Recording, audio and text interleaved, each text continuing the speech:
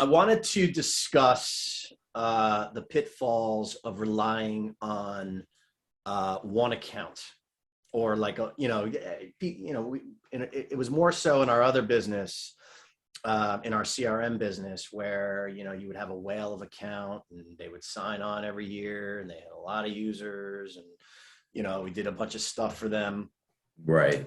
and you can get comfortable and kind of, especially with our old CRM business, if they moved off of a specific platform, that was it. They couldn't use our software. So many times they moved off when they didn't even want to move off. They liked our software. But they're Right. like, look, guys, we're moving off of the platform that your application works on. Sorry. And it was devastating. I mean, now with MergedAnalytics, it's not like that, because the deals are much smaller, but we have a lot more of them. So, accounts come and go, and it's really not as traumatic as it was in the past. But I bring this up more of a cautionary tale. Right. What are your thoughts on just rely? I mean, obviously, Yeah. but you could see how it could happen too. Right. Well, the cool thing is we've had the benefit of working in both environments. Yeah. So we know what it's like to rely on a big account, and we know the advantages and the disadvantages. We know the energy it takes to continue and build that relationship, but we also know that it can, a big account can go away on the drop of a dime for no good reason, really, and that can be paralyzing.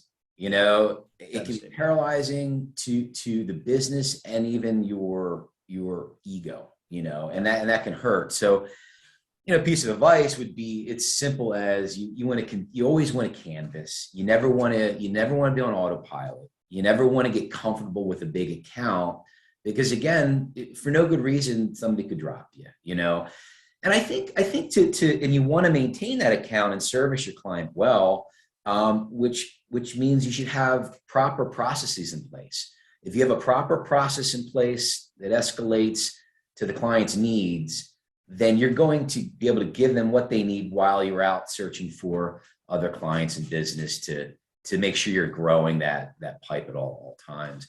Now with MergedAnalytics, it is more transactional. It's a product sale.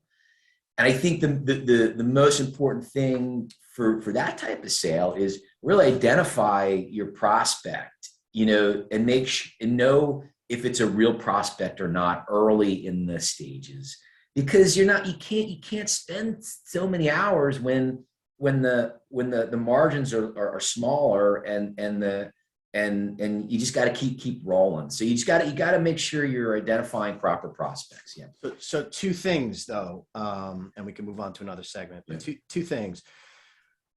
So when you're starting a business, sometimes you get one account, and you can't replicate it so easily in other places. Right. And you start to think like, is this just a one-of? Is this, and we were taught very early on, and this is my lesson of the day, Right. is that if you can get one customer to pay you for your time, your services, your product, odds are that's not an accident. Odds are there's another company or companies that can benefit in the same way. And you just have to know that. I mean, it might not be that easy to replicate that, no pun intended, replicate that situation. Right. But you should know, like, it just can't be an accident that you're working with a company. They love you. They're giving you all this money, but it's the only account you have. So it's a great point. Yeah. I just want to expand on that. It's a great point.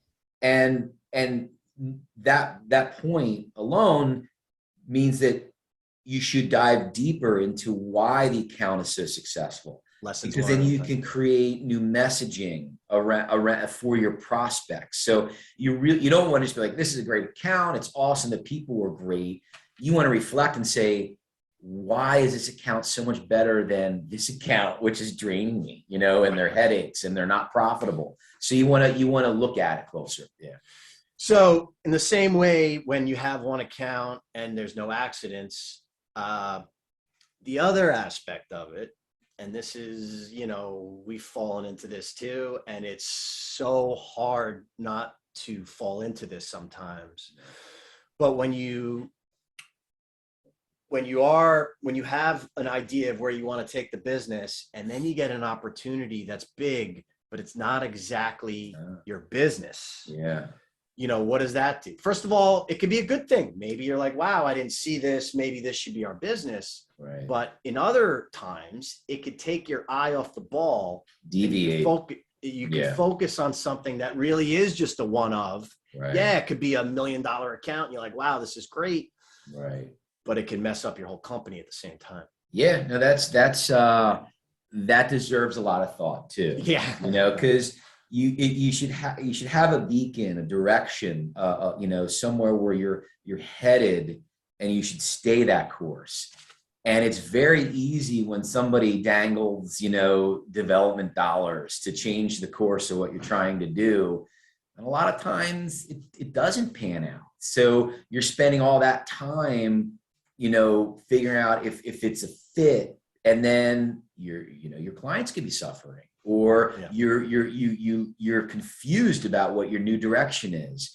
You got to be very careful with that shiny new object. Well,